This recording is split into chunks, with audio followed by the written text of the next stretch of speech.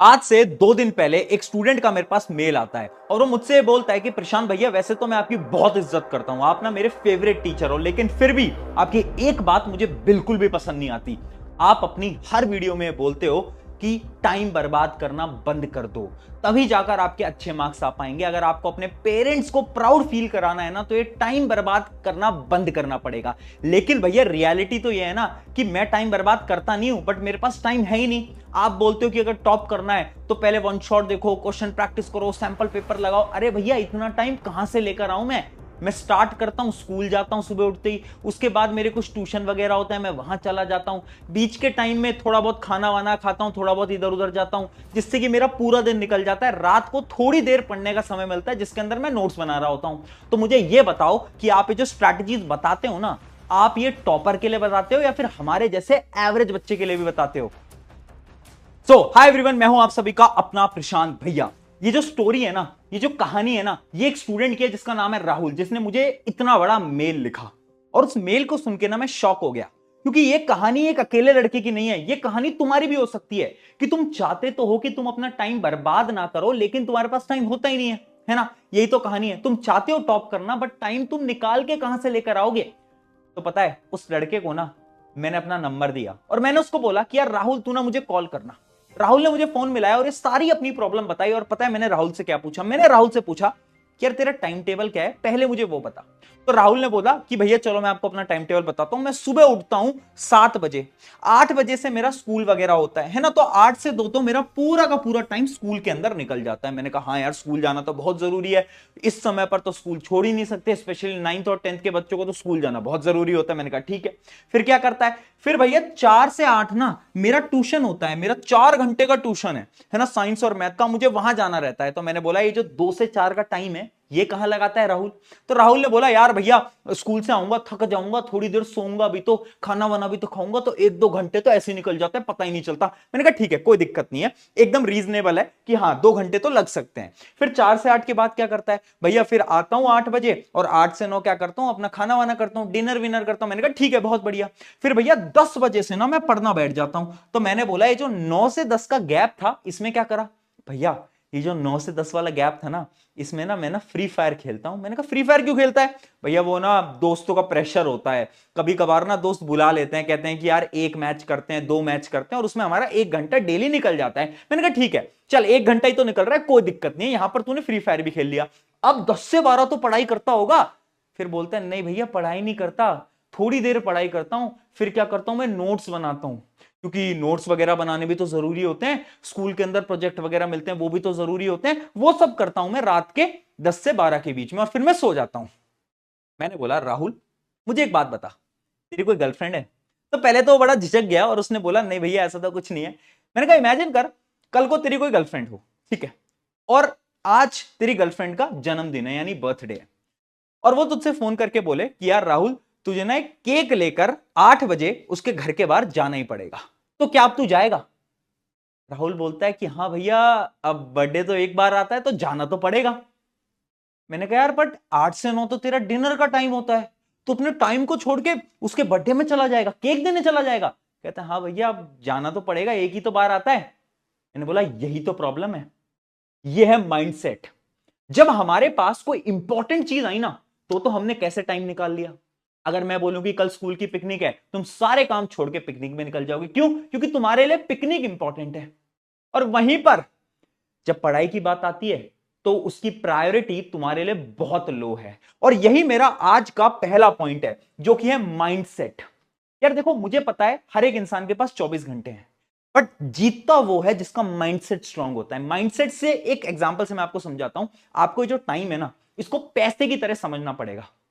अगर मान लो तुम्हारे पास 500 रुपए हैं, तो उस 500 रुपए को तुम किस पे खर्च करोगे? खुद पे करोगे या फिर बांटते फिरोगे? हैं कि कोई मिला 100 रुपए तू रख ले, 200 रुपए तू रख ले, 100 रुपए तू रख ले, क्या करोगे? अरे भैया खुद पे खर्च करेंगे, 500 रुपए हैं हमारे पास बस। तो टाइम भी तो पैसा है, और टाइम तो पैसे से भी इंपॉर्टेंट है। तो 24 घंटे तुम्हें खुद पे खर्च करने हैं या फिर दुनिया पे खर्च करने हैं? वहां पर तो तुम दुनिया पे खर्च करते रहते हो। दोस्त ने फोन मिलाया, फटाफट से उठा लिया, 1 घंटे बात चल रही है, इंस्टाग्राम पे रील चल रही है। यही तो कर रहे हो, यही तो कर रहे हो। यही प्रॉब्लम है, माइंडसेट शिफ्ट करना पड़ेगा हमें, हमारी प्रायोरिटीज बनानी पड़ेंगी। टाइम ना मिलता नहीं है, टाइम निकालना पड़ता है। आपको यह ढूंढना पड़ेगा कि आपके स्केड्यूल में आपकी प्रायोरिटी क्या है। फॉर एग्जाम्पल, अगर आपका स्केड्यूल भी कुछ ऐसा दिखता है ना, तो ये जो रात के आपको ये जो 2 घंटे यहां पर दिख रहे हैं ना, ये 2 घंटे आप क्या कर रहे हो? आप नोट्स बना रहे हो। खुद से पूछो, क्या नोट्स बनाना सच में इंपॉर्टेंट है? अंदर से आवाज आएगी नहीं।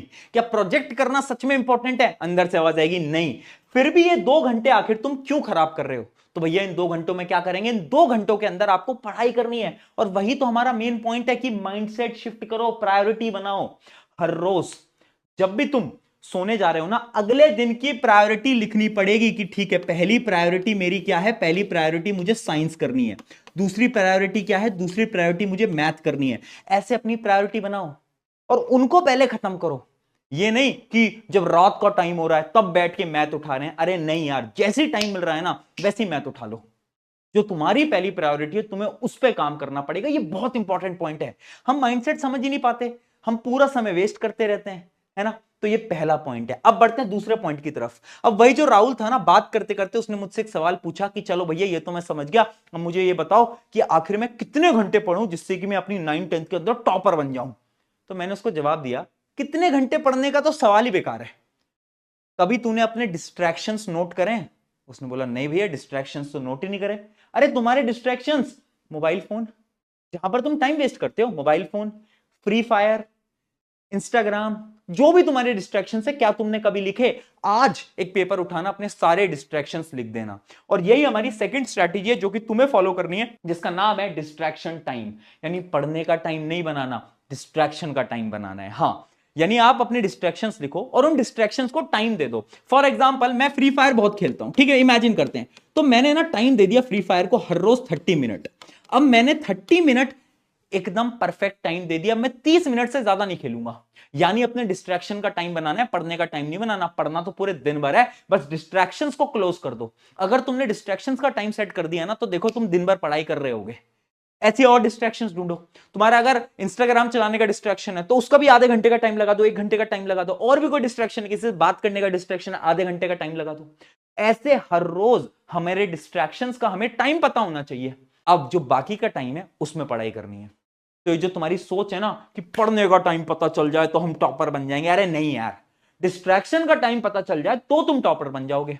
अपने डिस्ट्रैक्शन को क्लोज करो, वो बहुत इंपॉर्टेंट है। यही था हमारा स्टेप नंबर 2। अब बढ़ते हैं स्टेप नंबर 3 की तरफ। अब राहुल पूछता है, भैया अब टाइम कम है तो अब मैं क्या करूं, कैसे मैं पढ़ाई करूं, ये बता। मैं कुछ चीजें लिखने जा रहा हूं, ध्यान से देखना। और ये चीज ना तुमने बहुत बार सुनी भी होगी, मैंने तुम्हें बार बार बोली भी है। सबसे पहले तुम्हें लेक्चर उठाकर वन शॉट देखने हैं। मैं ना बहुत डंके की चोट पे बोल सकता हूं, पूरे यूट्यूब पे मैंने तुम्हें सब कुछ फ्री में दे रखा है। अगर तुम 9th या 10th के स्टूडेंट हो ना, तुम्हें कहीं पे भी नहीं जाना है, यूट्यूब पे तुम आओगे, साइंस के लिए तुम्हें सब कुछ मिलेगा इसी चैनल के ऊपर। ठीक है, किसी भी चैप्टर को अगर तुम्हें डिटेल में पढ़ना है, उस चैप्टर का नाम डालो, वन शॉट वीडियो उठाओ। एनसीईआरटी पढ़ने की जरूरत नहीं है उन लेक्चर्स को देखने के बाद, बात खत्म। उसके अलावा मैं यहां रुका नहीं, तुम्हारे रिवीजन के लिए मैंने तुम्हारे लिए रैपिड रिवीजन्स भी बना दिए हैं, 9th और 10th दोनों के लिए। तो तुम रिवाइज वहां से कर सकते हो। उसके बाद अगर इमेजिन करो बहुत कम टाइम है, अब तुम बोल रहे भैया नोट्स तो बनाने नहीं है तो क्या करें? अरे यार, नोट्स भी मैं तुम्हें साइंस के पूरे नोट्स दे दूंगा डिस्क्रिप्शन के अंदर। जाओ फटाफट से उठा लो नोट्स, ठीक है, इन नोट्स की फोटोकॉपी निकाल लो। और जब तुम ये लेक्चर्स देख रहे हो तो ये जो नोट्स है अपने हाथ में रखना और मार्क करते हुए चलना है। ठीक है, ये सारी चीजें मैंने तुम्हें रिसोर्सेज में दे रखी है। तो अगर तुम चाहो, एक प्लानर बनाकर डिटेल में आज से अपना टाइम बर्बाद करना बंद करके पढ़ाई पे लग सकते हो। यस, बट अगर तुम कह रहे हो भैया इतनी सारी चीजें अरेंज मैनर में अगर हमें एक जगह पे मिल जाएं तो मजा आ जाए, तो उसके लिए भी इंडिया का मोस्ट रिजल्ट प्रोड्यूसिंग बैच आपको पता होगा, अभय बैच, वो ऑलरेडी आ चुका है। दिसंबर 1 से उसकी क्लासेस स्टार्ट होने वाली हैं, जिसके अंदर साइंस में पढ़ाऊंगा एसएसटी दिगराज सर, मैथ आपके शोभित भैया।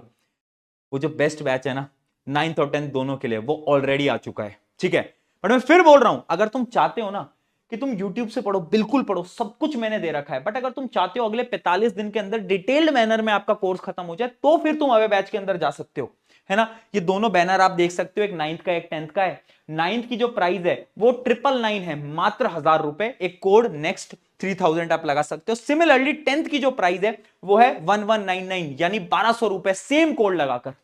ठीक है, ये सारी चीजें तुम्हारे लिए ऑलरेडी हमने नेक्स्ट टॉपर्स ने बना रखी है, तो तुम्हें ज्यादा लोड नहीं लेनी, टेंशन नहीं लेनी, सब कुछ है हमारे पास ऑलरेडी, ठीक है। बट फिर भी अगर तुम यूट्यूब से पढ़ना चाहो पढ़ सकते हो, सब कुछ फ्री ऑफ कॉस्ट यहां पर दे रखा है, ठीक है। इतनी बात समझ आ गई, अगले स्टेप की तरफ बढ़ते हैं। अगला स्टेप क्या है? अगला स्टेप है स्टॉप कंपेयरिंग। यार देख, मैंने ना बहुत बच्चों से बात करी और मुझे जो सबसे बड़ी प्रॉब्लम लगी है ना वो है कंपैरिजन। आप पता अपना टाइम कहां वेस्ट करते हो? ये वाला बैच अच्छा है या ये वाला बैच अच्छा है, ये वाली बुक अच्छी है या ये वाली बुक अच्छी है, ये वाले टीचर अच्छे हैं ये वाले टीचर अच्छे हैं। कंपैरिजन कंपैरिजन कंपैरिजन चलता रहता है, और उसमें पता नुकसान किसका होता है? नुकसान तुम्हारा होता है। तुम अगर दो टीचर्स को कंपेयर कर रहे हो, मेरा नुकसान नहीं होगा, तुम्हारा नुकसान होगा, क्योंकि तुम अपना टाइम वेस्ट कर रहे हो वहां पर। तो ये जो कंपैरिजन वाली चीज है ना, इसको बंद करो। One book, one teacher, one notes, बात खत्म, बात खत्म। जहां से तुम्हें समझ आ रहा है वहां से पढ़ो, मुझसे समझ आ रहा है, मुझसे किसी और से आ रहा है उससे, बट ये कंपैरिजन बंद करो, इससे तुम्हारा टाइम खराब हो रहा है। जब ये तुम कंपैरिजन करना बंद करोगे, तुम्हें ऑटोमेटिकली दिखेगा कि तुम्हारा कितना सारा समय बच गया जो कि तुम डेली वेस्ट किया करते थे दोस्तों से बातचीत करने में। और फिर आती है फाइनल टिप, रिग्रेट। यार देख, जब तेरे एग्जाम हो जाएंगे ना, तो तेरे पास दो ऑप्शन होंगे। या तो तुम रिग्रेट कर रहे होगे कि यार काश मैं अच्छे से पढ़ लेता तो मेरे मार्क्स अच्छे आ जाते, काश मैं अच्छे से पढ़ लेती तो मेरे मार्क्स बहुत अच्छे आ जाते। या फिर दूसरा मूवमेंट ये हो सकता है कि तुमने अपना 101% दिया और तुम कॉन्फिडेंट हो कि मैंने अपना बेस्ट लगा दिया है, अब रिजल्ट जो आए डिपेंड तुझ पे कर रहा है। आज ये डिसाइड करेगा कि कल तुम्हें रिग्रेट होगा या नहीं होगा। याद रखना, ये टाइम अभी तुम्हारे हाथ में है, इसमें अपना बेस्ट लगा दो। मैं ये नहीं बोल रहा कि हर कोई 95 ले आएगा, 100 ले आएगा। अरे जो अपना बेस्ट लगाएगा ना वो खुश रहेगा, और अल्टीमेटली खुश रहना ही तो इंपॉर्टेंट है ना। तो ये जो रिग्रेट वाली प्रॉब्लम है, इससे बचने के लिए अभी से स्टार्ट करो, आज से स्टार्ट करो। अगर तुमने आज से स्टार्ट कर दिया, ये गेम खत्म हो जाएगा, मजा आ जाएगा और ये रिग्रेट वाली प्रॉब्लम खत्म हो जाएगी। जाओ पढ़ाई करो, अब टाइम वेस्ट करना अपना बंद कर दो। इन सारी टिप्स को यहां पर दिमाग के अंदर स्टोर कर लो और जाओ अब जाके पढ़ाई करो। शुक्रिया एवरीवन, मिलते हैं नेक्स्ट वीडियो के अंदर।